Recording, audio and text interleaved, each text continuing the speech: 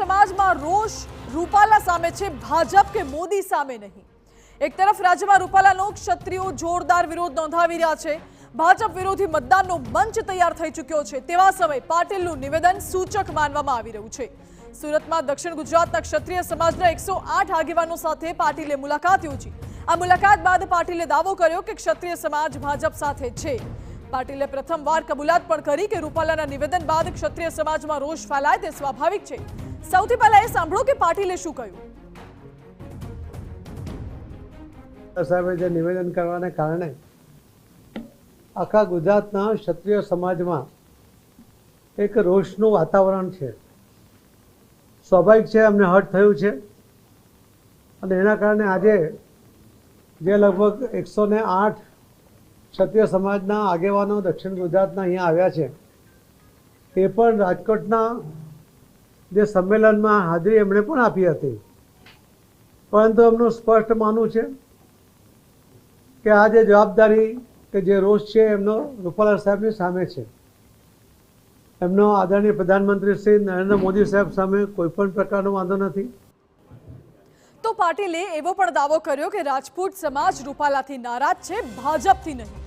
PM Modi માટે ક્ષત્રિયોને સન્માન હોવાની વાત કહી અને પાટીલે દાવા સાથે કહ્યું કે ક્ષત્રિયો રૂપાલા પૂરતો રોષ સીમિત રાખીને ભાજપને સમર્થન જ નહીં મતદાન પણ કરશે।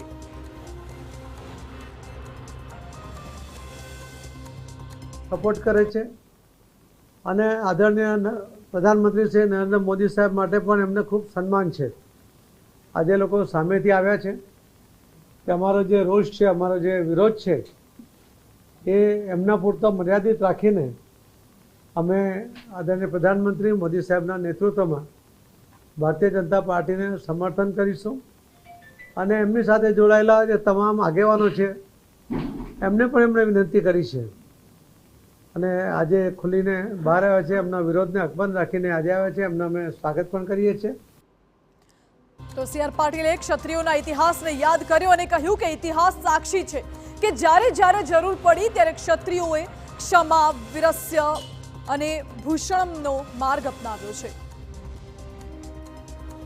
પહેલા કોઈ પણ વ્યક્તિને કોઈ પણ સમાજનો હશે, એ એકવાર શરણે આવ્યા પછી એનું રક્ષણ કરવા માટે પોતે પણ પોતાના જાનની આહુતિ આપી દેવા અનેક દાખલાઓ ઇતિહાસમાં નોંધાયા છે।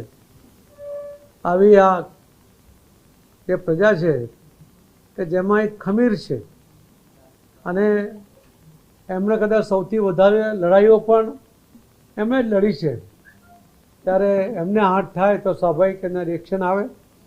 પરંતુ આજે એમણે જે રીતે આદરણીય પ્રધાનમંત્રી મોદી સાહેબનું સમર્થન કર્યું છે, ભારતીય જનતા પાર્ટીનું સમર્થન કર્યું છે, એના માટે હું એ સૌનો આભાર